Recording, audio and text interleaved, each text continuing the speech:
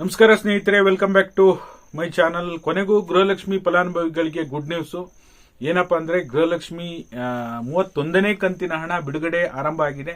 ಯಾವ ಜಿಲ್ಲೆಯಿಂದ ಶುರುವಾಗಿದೆ, ಯಾವ ಪ್ರಮಾಣದಲ್ಲಿ ಹಣ ಬಿಡುಗಡೆ ಆರಂಭ ಆಗಿದೆ, ಎಲ್ಲ ವಿಚಾರಗಳ ಬಗ್ಗೆ ಈ ವಿಡಿಯೋದಲ್ಲಿ ಮಾತಾಡೋಣ.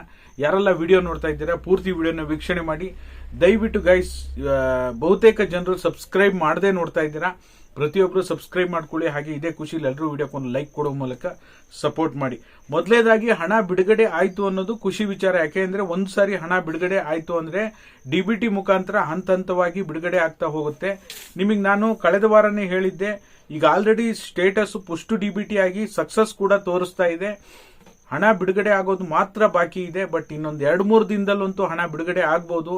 ನಾನು ಮಂಗಳವಾರ ಅಥವಾ ಬುಧವಾರ ಈ ರೀತಿ ಬಿಡುಗಡೆ ಆಗ್ಬೋದು ಅಂತಾನೂ ಕೂಡ ಹೇಳಿದ್ದೆ. ಅದೇ ರೀತಿಯಾಗಿ ಇವತ್ತಿಂದ ಗೃಹಲಕ್ಷ್ಮಿ 31ನೇ ಕಂತಿನ ಹಣ ಬಿಡುಗಡೆ ಆರಂಭ ಆಗಿದೆ.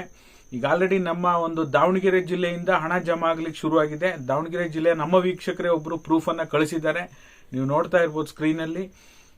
ಇವತ್ತು ಮಧ್ಯಾಹ್ನ ಮೇಲೆ ಶುರುವಾಗಿದೆ. ಇನ್ನ ಒಂದು 2-3 ದಿನದಲ್ಲಿ ಸಾಕಷ್ಟು ಜನರಿಗೆ ಹಣ ಬಿಡುಗಡೆ ಆಗುತ್ತೆ.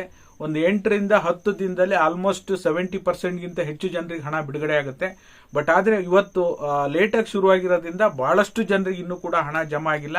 ಕೆಲವೇ ಒಂದಿಷ್ಟು ಜನರಿಗೆ ಮಾತ್ರ ಹಣ ಜಮಾ ಆಗಿದೆ. ದಾವಣಗೆರೆ ಜಿಲ್ಲೆಯಿಂದ ಶುರುವಾಗಿದೆ, ಇನ್ನ ನೋಡಬೇಕಾಗಿದೆ.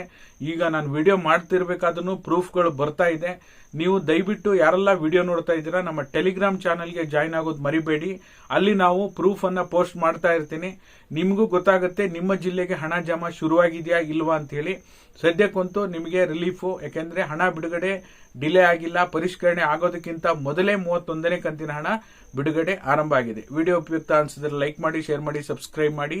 ಹಾಗೆ ನಿಮಗೆ ಪೆನ್ಷನ್ ಜಮಾ ಆಗಿದೆಯಾ, ಗೃಹಲಕ್ಷ್ಮಿ ಹಣ ಜಮಾ ಆಗಿದೆಯಾ ತಪ್ಪದೇ ಕಮೆಂಟ್ ಮಾಡಿ. ಇದಾಗಿತ್ತು ಈ ಕ್ಷಣದ ಮಾಹಿತಿ. Thank you so much for watching.